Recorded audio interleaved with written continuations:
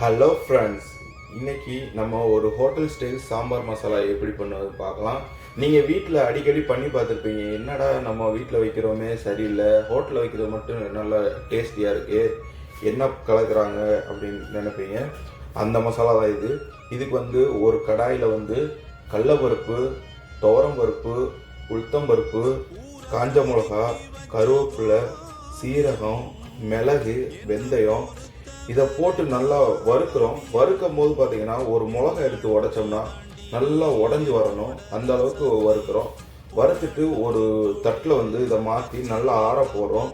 ஆறி முடித்தோடனே அதை எடுத்து ஒரு மிக்சிலையோ இல்லை கிரைண்டர்லையோ போட்டு நல்லா ஃபைனாக பவுடர் பண்ணுறோம். பவுடர் பண்ணி ஒரு பாத்திரத்தில் ஆற வச்சு அது ஒரு பாக்ஸில் போட்டு வச்சு 1 மந்த்துக்கான அது யூஸ் பண்ணிக்கலாம்.